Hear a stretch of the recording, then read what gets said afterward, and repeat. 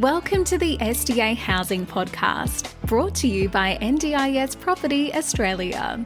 Before starting this episode, we need to provide a general disclaimer. Information contained in this podcast is general in nature only. It does not take into account the objectives, financial situation, or needs of any particular person. You need to consider your financial situation and needs before making any decisions based on the information in this podcast. And you should consider seeking independent and professional advice for your personal circumstances. All right, let's begin.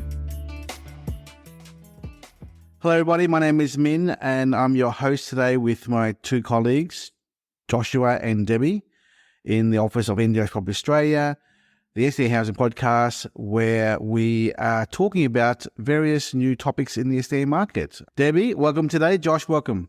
Thank you very much. Debbie, please introduce our new guest speaker who is new to our team. Yes, Josh, welcome to the team. Josh has joined us recently. He is a marketing and sales support. So he is he's doing a fantastic job, picked up very quickly, understanding of specialist disability accommodation and what we do here. He is talking to people calling in, getting to understand more about what investors are after. He's also helping us out here in the office with our marketing materials and everything involved in that side of things as well. I think one of the important things today to our listeners is to introduce who Josh is. But we gave him a task a couple of days ago, and that was to read a new article released by the Housing Hub, a division of the Summer Foundation, one of the biggest advocates in SDA in Australia. And the article released only in February is called Reimagining Shared Housing and Living. Now, we'll obviously have this document posted as a link in the description of this podcast to listen to. And Erin, our podcast manager, will arrange for that. But I wanted to ask Josh. Josh, what are your thoughts on this document that you've been reading and absorbing, I guess, yeah? I think it's pretty interesting. It's pretty vague in some areas, but I think the main point of it is sort of to allow for better collaboration between organisations like us and NDIS providers and the shared houses and shared living spaces, just so that people don't get people have more of a choice as to how they live and in what conditions they live. Cool. Now, Debbie, why is this important? I mean, we've never covered this topic before, housing, group houses before. No, we haven't. As a standalone episode. And can you please just educate our new colleague in the office here why group houses are a bit of a negative taint in the industry, in the SDA market, please? Yeah. Well, I mean, in the past, group houses always referred to the institutional style, multiple tenant group houses that did not allow any kind of freedom or choice for the tenants themselves. It also has been a situation in a lot of the group homes where tenants have been subject to all sorts of different discrimination or abuse. So basically they have a pretty bad name in the industry. Unfortunately, a lot of the group homes are still part of the specialist disability accommodation system. So those homes are included in the SDA stats and data. Being legacy homes. As being legacy homes, yeah, and existing homes for the less than 5 tenant old style homes. So we know that the legacy homes are in each state within 10 years of SDA being rolled out. The legacy homes will cease to get any more funding in terms of the SDA payments. So the people that are living in these homes are definitely going to have to move somewhere else. Or what has been happening, what we're seeing now is providers looking to update these properties to make them qualify for the new SDA funding that's still going to be for group homes. So no more than 5 tenants, but it is something that is of concern in the industry. So, Josh, just so you know, on the income spreadsheet of the SDA spreadsheet, in the purple book, it will say group homes up to 5 participants. That's the new standard. But in the past, now, let me rephrase this. Imagine this scenario, Josh. You go out for a 30, 40-minute drive out in the suburbs and you see a big 8-bedroom house. It's not brick. It's just, it's an old, shabby 30-year-old house, big, massive one. And there's 7, 8 bedrooms in there. It's one carer room office and there's 7 or 8 participants. 1 or 2 may be in wheelchairs, all right? Some may have psychosocial issues. It's like a big, massive boarding house. But the house isn't designed for wheelchairs or designed for robust participants. It's just a big, huge, massive boarding house for participants. Imagine if you're one of those people who are living in a massive environment like that and no one knows who's who. People are stealing your food in the fridge. People are knocking on your door. You hear someone crying. People making noises, talking, whatever it is. I mean, that's not an environment. It may have been, say, 20, 30 years ago, but that's not the standard that we want to see, that the industry, the NDIS want to see today. So there is a sort of a cap of maybe 5-ish. 5, yeah. So a house in the new pricing agreement is for 2 or 3 tenants. A group home is for 4 or maximum 5 tenants. Yes. So with those legacy homes, Debbie, they're being phased out, as we've mentioned so many times before. And that's the purpose why we're talking about this as a standalone topic today. Now, over to you, Josh. Continue on about what have you found in this document that you're seeing? The key findings, I guess. Yeah. Well, I think to add on that, I think even in this new proposed, in what they're talking about in this document, I think they're still talking about 6 people in a group home. But I think they're talking about having more people living together who are in similar circumstances, so that they're not living in worse conditions than perhaps they need to live in. So let me read this line here on page 1. It says, in the key findings, we cannot afford to recreate or maintain institutions for people with disability in which the group mindset restricts and hinders an individual's right to autonomy, flexibility, and self-determination. Yeah. So freedom. Yeah. Yeah. Freedom in how they want to live their own life. Yeah. Yeah. So as you were saying, continue on. Yeah. Well, I think the whole point of this document is to start getting people to think about putting in frameworks that are aimed at making sure that these people in these homes are being treated better, for one, and are living with a lot more freedom, and they have a lot more choice about how they live. I think it's obviously a great thing because, as you said, a lot of people have been abused or whatever in these homes, and I think that's the main reason as to why these homes don't work in the current climate. So, Debbie, on page 2 there's a part called recommendations. Can you read out those 6 points, please? And then we'll cover them individually after that. So the recommendations they've got are for better data, for funding allocation, for better living design, better governance models, provider capability, and collaboration. So let's talk about the first one, better data. Josh, you want to take us through that? Page 2 there? Page 2. It says better data.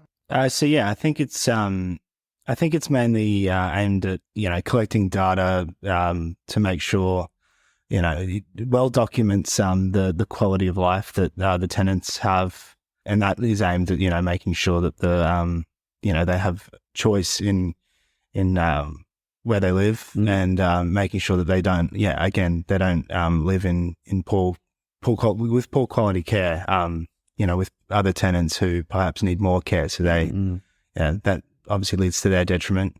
Yeah, and also makes Debbie, the point there says characteristics and features of existing and legacy stock. In the NDIS data that we see in the quarterly reports, it doesn't really give much information about the characteristics of the existing data. It gives no information whatsoever about that. We don't know what they're like. We don't know how many tenants. We know that there's 6 or more. That's basically the only information we have. They're all... I think we can maybe break them down if they are designated as high physical support or a different design type. But you've got to remember that these are not going to be the same classifications as new build design types.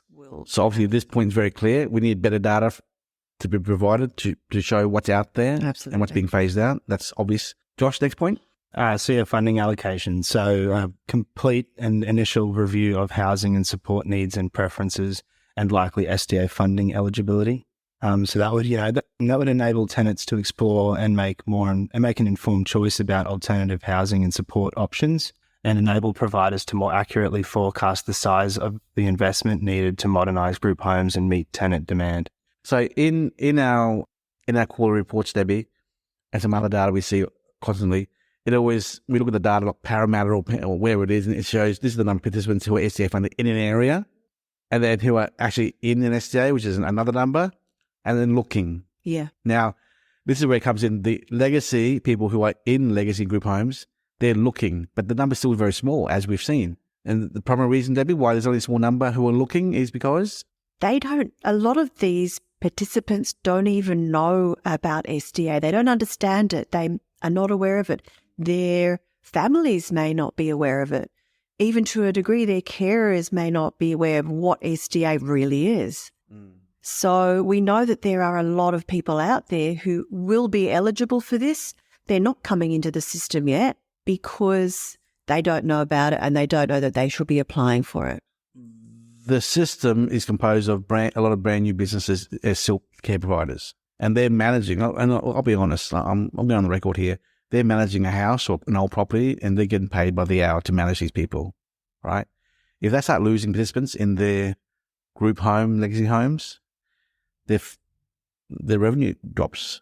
So, providers aren't necessarily in a rush to push their participants out of a group home, legacy home into an SDA house, because then they lose their customers. If they're pushing everyone out of their group homes, there's less customers in the house that they're currently managing. They make less money, less profit on the dollar. So it is. This is a big issue. This is a commercial matter, yeah, and it is what it is.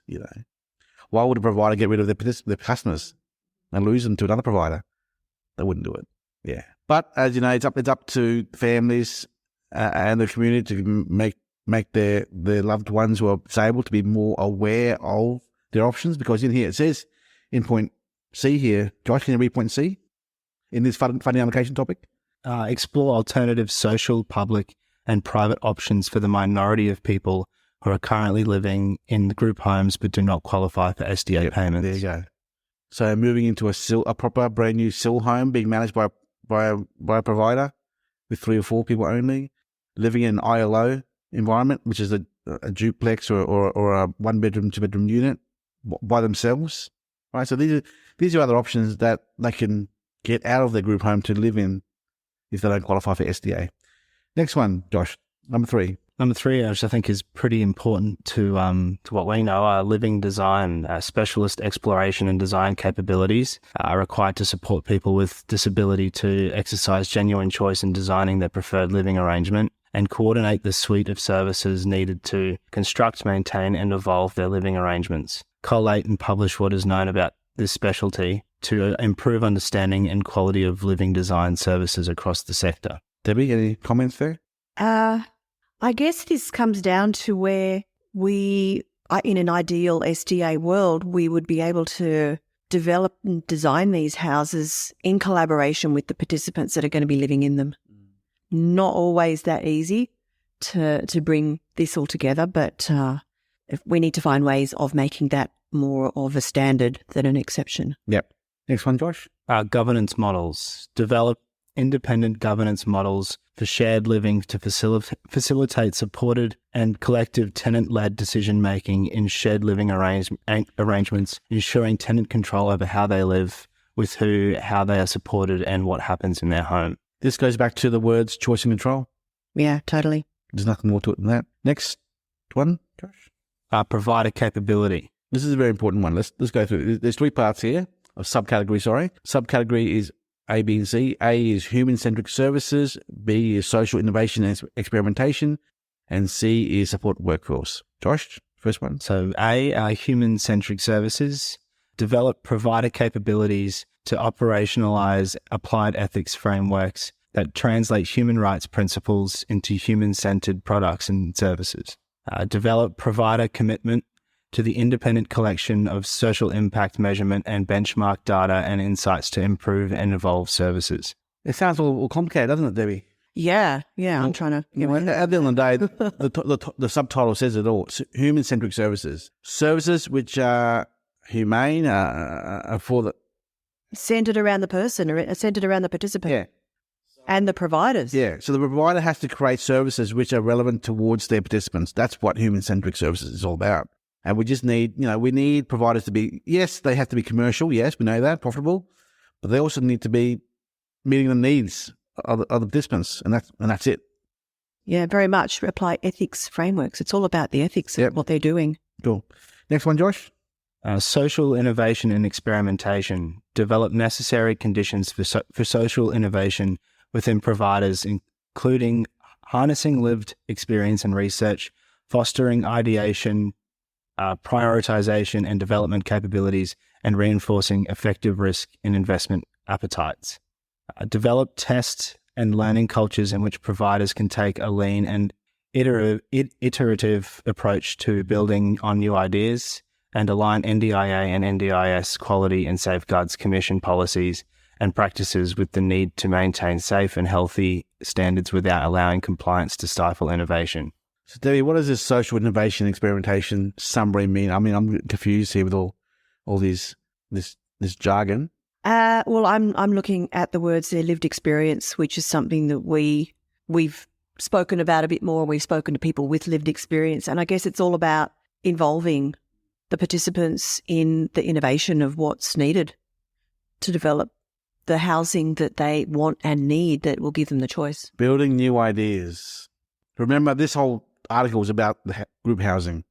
There's a place for it, as long as there are new ideas and, human-centric services, I guess. So as long as they're implementing new ideas within this group home environment to make life better for them, that's the key thing here. So experimentation, innovation, they're the key words there. Next one.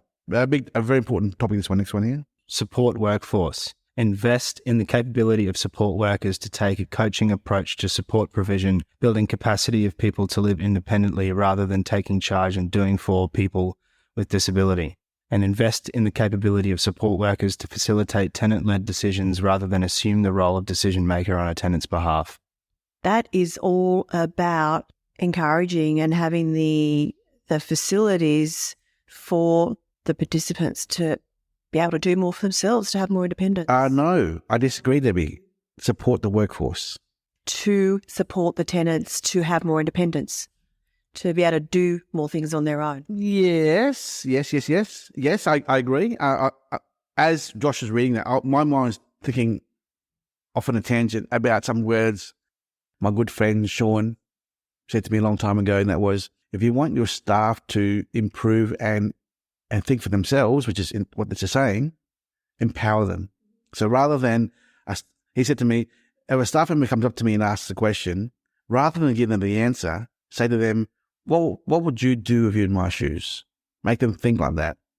So they're saying support the workforce, the support workers, to encourage them to take an active role, a coaching approach in the provision of support to the participants. Because, and I'm going to go off track here a little bit, because there's a big issue in the marketplace. I had an email this morning from DSC, just a constant weekly email, saying how providers lose turnover of staff so easily. Support workers, they're training, they teach, they teach their support workers, they provide support to participants, and then they leave. And they create their own business and compete against their ex-employer and steal the participants, yes, the clients. So what it's saying is support the workforce, to support workers to be more empowered to deliver service and care about these participants. I know it's hard for me to say being an outsider, but don't just clock on, clock off and move on. These are real human beings here who are disabled and have no. And I'd imagine too, as a provider, as a support worker, to see a client in your care learn and become more independent must be really empowering. Yes. and really worthwhile part of your job. Exactly. Moving on, number 6. This is about collaboration. Commit to structured sharing and review practices as a sector in which providers can learn and adapt in practical, additive ways.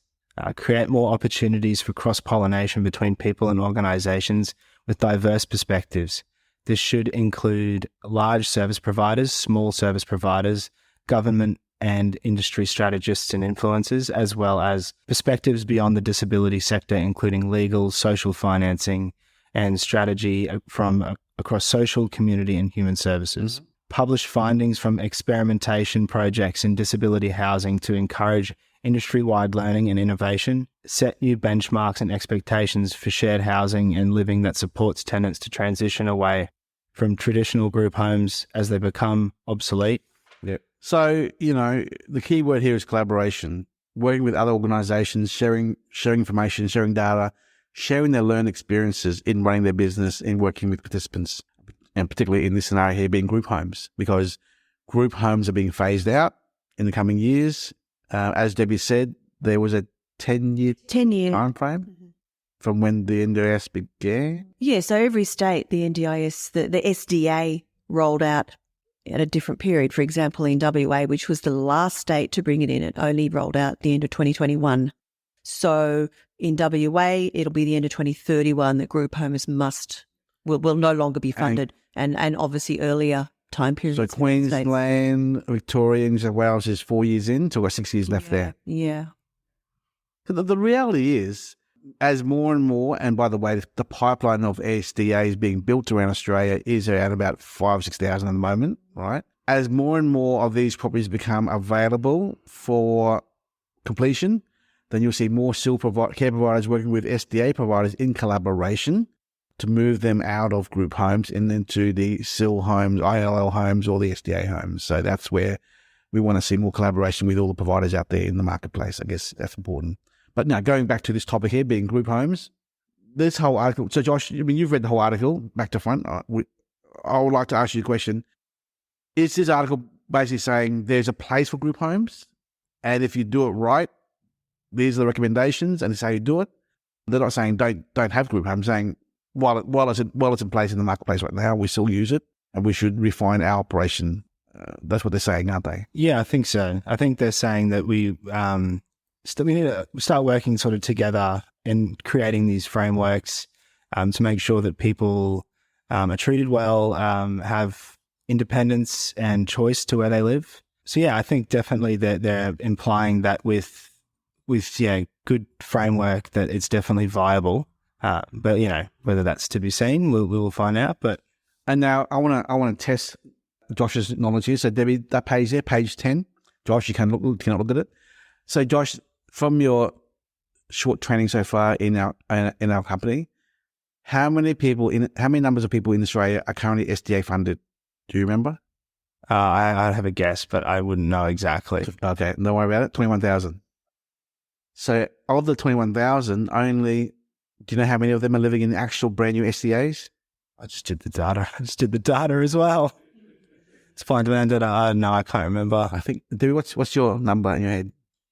Living in new build SDAs is probably around 8. I would have said 11. That was. I think it's 6 or 7. 6 or 7,000 people living in SDA.